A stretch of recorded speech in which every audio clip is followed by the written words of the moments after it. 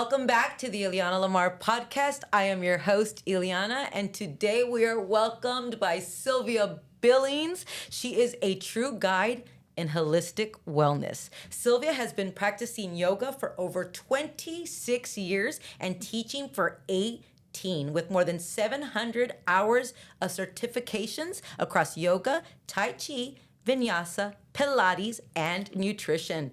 She is also the creator of the 300-hour yoga teacher training program at South Texas College, shaping the next generation of wellness leaders. Beyond the credentials, Sylvia is a proud twin mama, a wife, and living example of how movement and breathwork can transform not just your body, but the mind, emotions, and spirit. Her work is rooted in helping people find balance, resilience, and sustainable wellness in real life.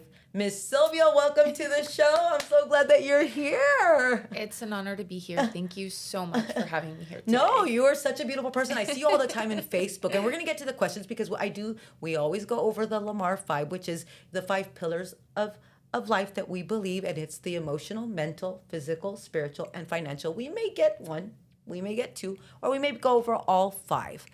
But I know that I see you all the time, and I just want to say, oh my gosh, you're out there at the island doing all of this stuff and getting that peace. How did you start? Can you let us know a little bit about yourself and how you started in all this? Oh, I love telling this story. Okay. I'm a completely accidental yogi. 30 years ago, had somebody said to me that I would be in an interview, or that I would even develop a yoga teacher training program for South Texas College, and that wellness would be what I really got into, I would have left. Oh my gosh. Because what a lot of people, they see this version of me. Right. But they don't see the 21-year-old version of me that used to smoke a pack of cigarettes a day. Wow. That drank like 2 or 3 Coca-Colas a day. That loved to eat Wendy's all the time, okay? I was not a healthy person. And, it takes one person to completely change your life. And sometimes it can be with the most simple questions. And I had a friend that asked me 2 questions. What don't you like about yourself that you smoke?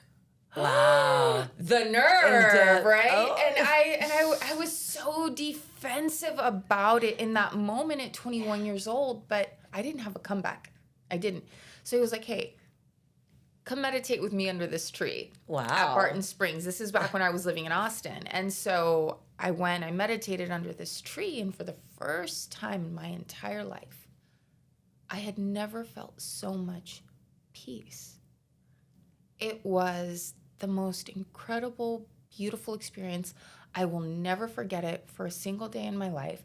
And this was a particular person that did not believe in like drinking alcohol or doing drugs or anything like that. So that at a young age, I'm very grateful, was very ingrained into me. And so then I was encouraged to try a yoga class, and I started yoga. And my first yoga class, I felt like I was home. I was finally able to kick the habit. And I started, I was so dedicated to it that I decided that I wanted to teach it and get certified. I love hearing that you took something that was affecting you, even though you didn't realize it at the time, because back then it was cool. I mean, it was like, kind of deal. But then it became something that was difficult for you to let go of, and for you to be able to do that and learn that. Congratulations, first of all, because not everybody can kick those habits. So congratulations. That's awesome.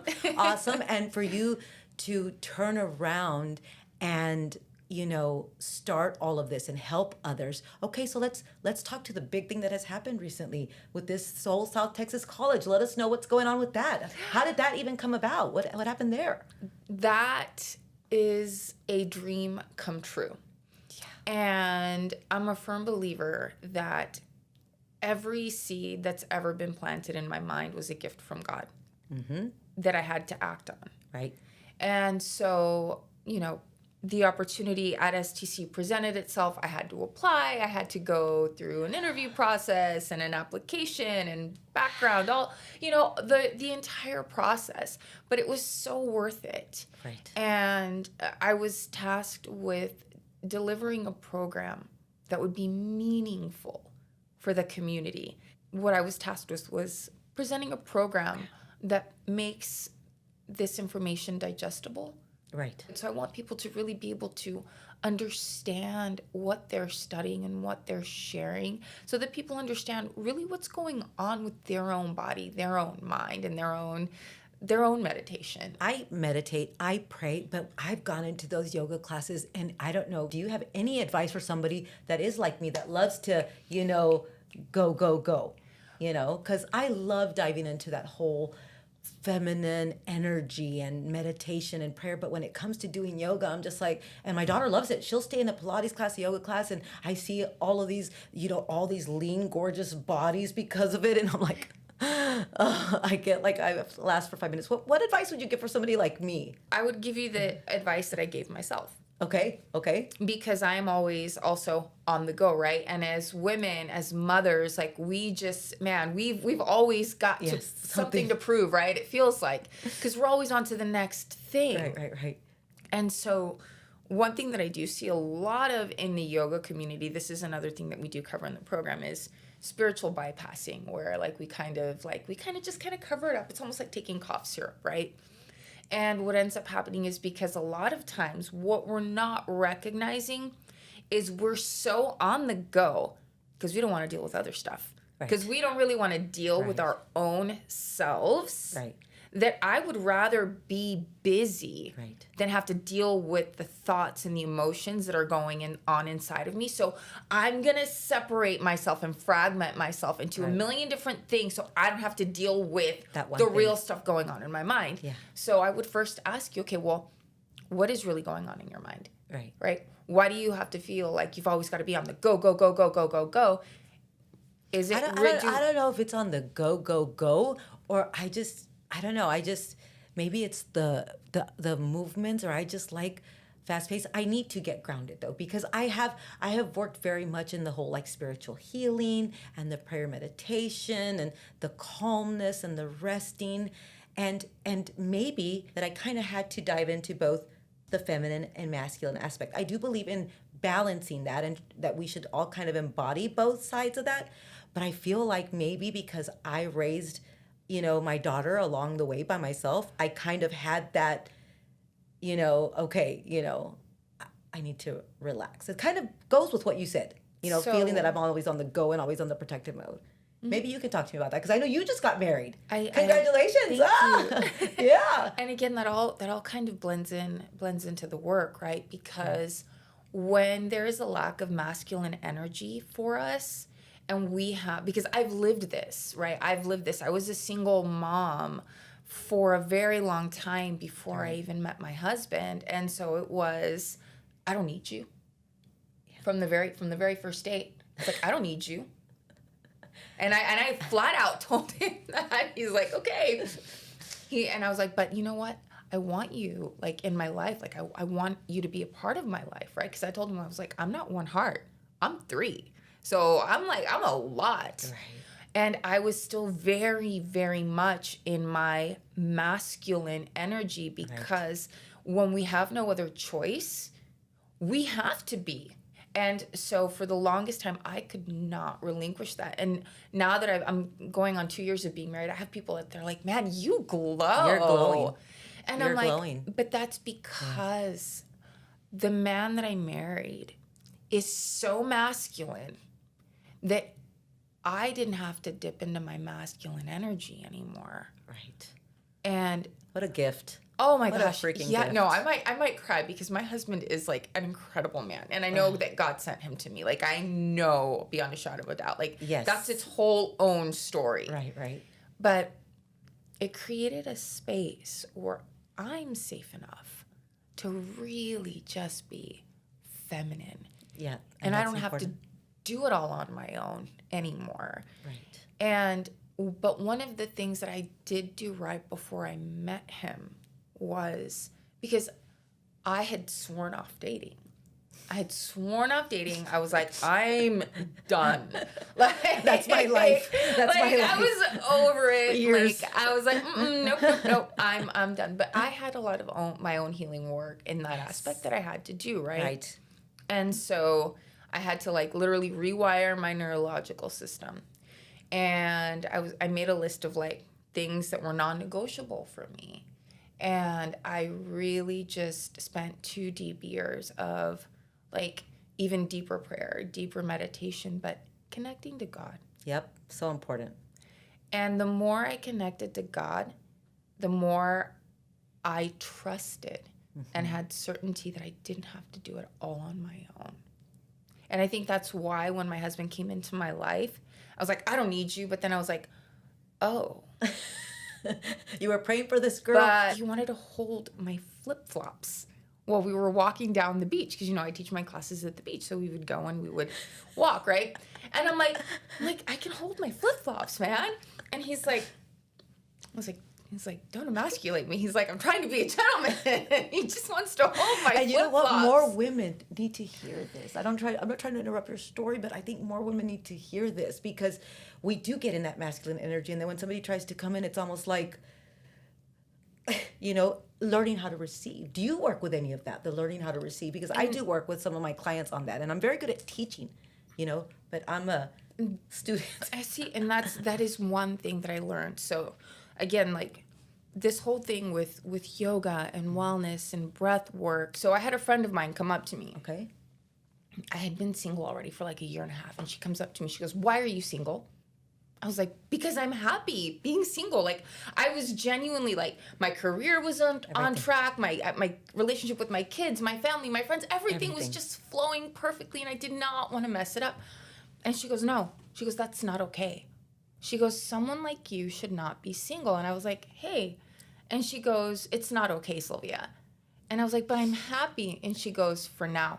And she goes, you're going to go home tonight. You're going to write a list. And she goes, of everything you want in a partner. And she goes, and you better put on there that he likes to go to the beach. Because you like to go to the beach and you're always there. So you need to have someone that likes to go to the beach.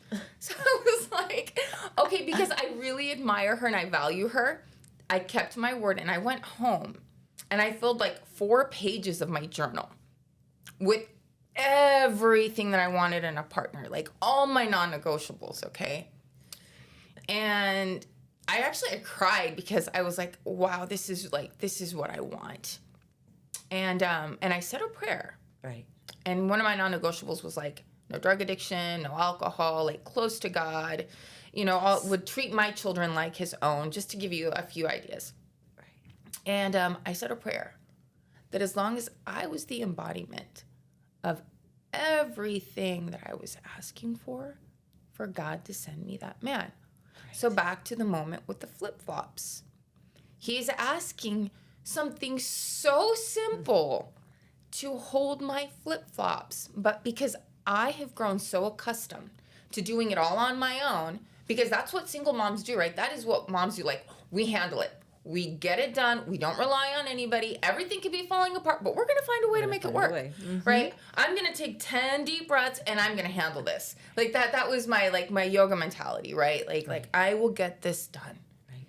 And I was like, oh, and my, that little light in the back of my head's going off like, hello, this is what you asked for. Let him carry the damn flip-flops, Sylvia. So I was like, okay, you can carry my flip-flops. And then, I have this wagon with all my yoga mats, right? So that day, I'm bien chingona, right? I'm putting everything, and I take it upstairs. And so then the next weekend, he's like, can I carry your mats up for you? He's like, it really bothered me that you did that the first time.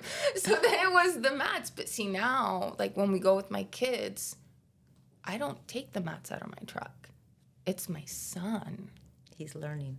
My son is the one that puts them, and my son is the one that helps me take them up. Oh, and on there, just so you know, I put there, had to be taller than me in heels. Because I'm tall, right? Because you're tall. I love it. And here was this man who was all of it, and then even more. But I had to really do healing work, right? Because I healed that side of me that had the toxic habit of smoking cigarettes and eating bad food. And so You had to become her I had to become in order to her. get him. Okay, so you mentioned a few things. It's such a beautiful story about how you wrote it down, how you had all these things, and then here comes this man, and then you had to learn to be receptive. This is a myth, and tell me your opinion. This is a myth. Many people say, well, I'm not healed enough yet, or I'm not this enough yet. What do you feel about that they've done some work? Because do you feel that healing is ever done? Or is there a constant evolution of coming together? That is such a great question. You know what I I mean? love that you asked me that. Yeah. So I really do think that healing is a process. And my husband and I had met a year before. We didn't speak for an entire year between the days that we met. This is where it gets really weird, okay?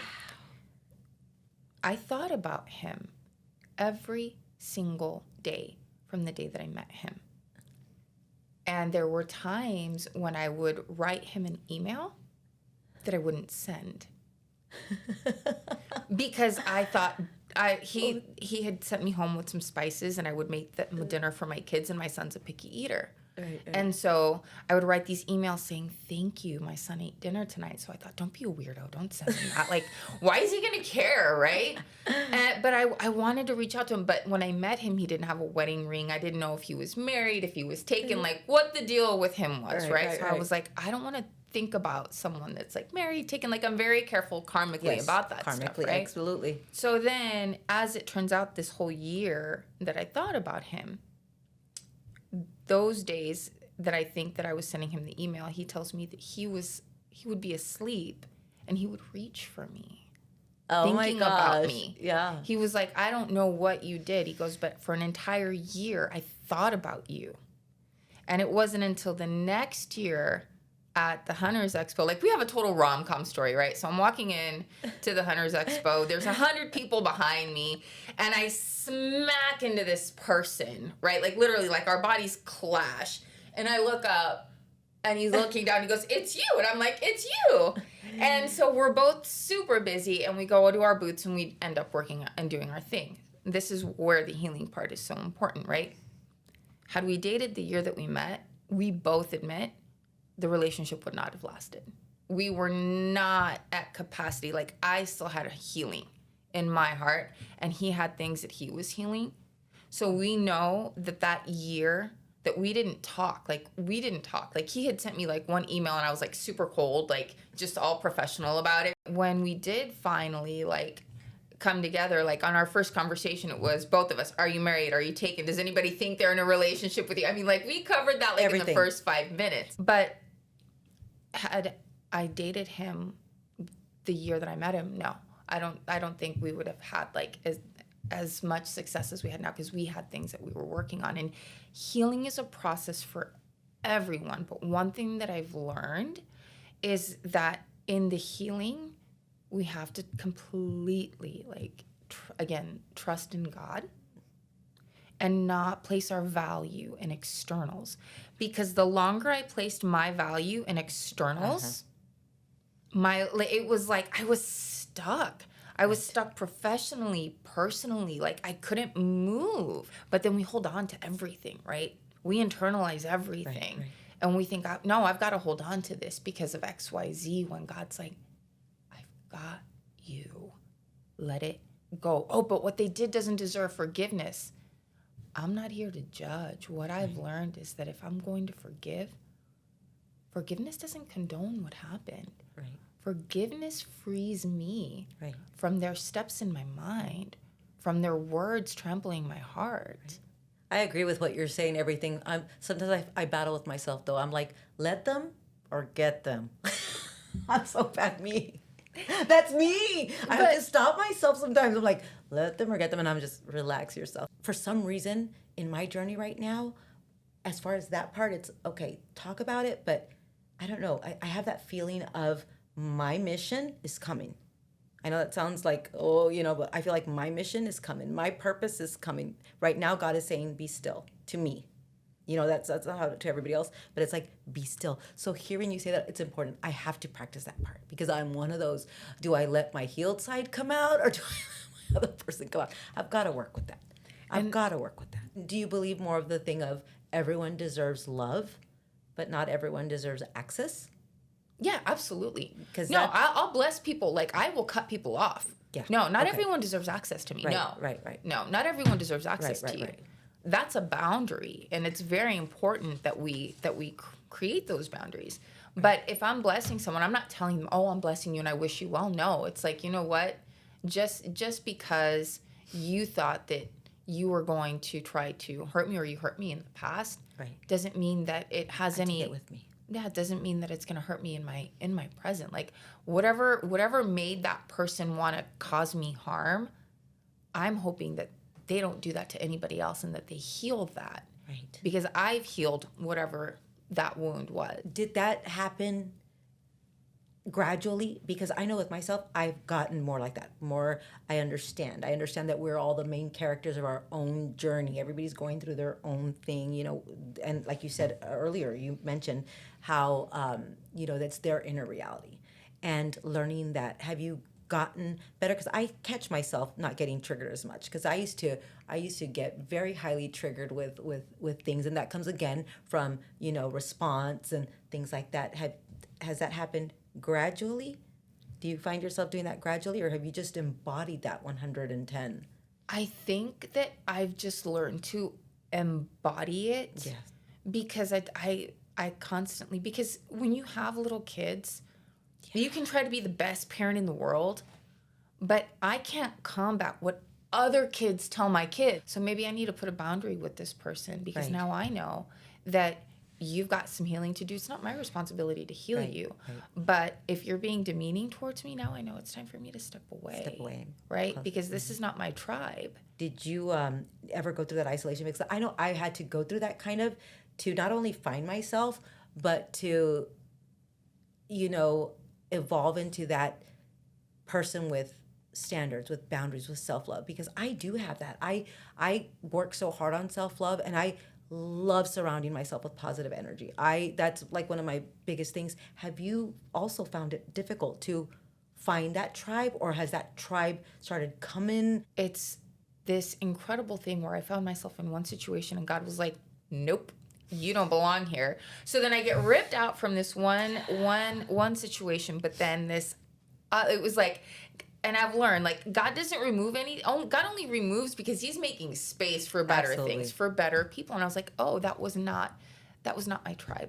But then my tribe arrived, and I was like, oh, I see. That's why I don't ever doubt, like, when something like leaves, I'm like, okay. I'm like, it's all good. Yep. I'm like, it's redirection. We're good. Because I'm just being redirected, and I know that God's just making space. And so when we just allow God to work through us and we don't doubt, right? We've got to do our mental, emotional, and physical push-ups every single day. But God's going to be like, there you go, right? But it can't be because, oh, gimme. No. Yeah. Because I'm serving, because I'm giving me the right people that need to hear me arrive. Right. I love it. One, I love being able to share and have other people learn how to teach, because then they get to vocalize with their messages. That's the best gift. Like, I believe that we go through things and learn things. You said 21, that's when you met that person, and that they introduced you to that. And you took what was given to you, that gift that person, and God probably worked through that person to help you. And now you're sharing that. That's what it's all about. I want to see every woman around me thrive, because I know what it's like to struggle. Right. But again, like, God sends us. I feel that my struggles were my gift.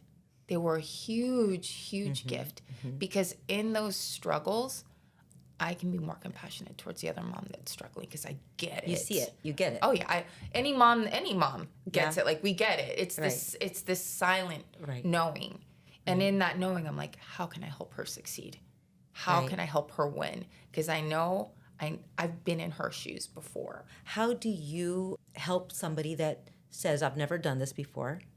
I wanna learn yoga. What does it help with? What are the benefits of yoga besides you spoke about the spirituality, as far as like the physical part of it, maybe?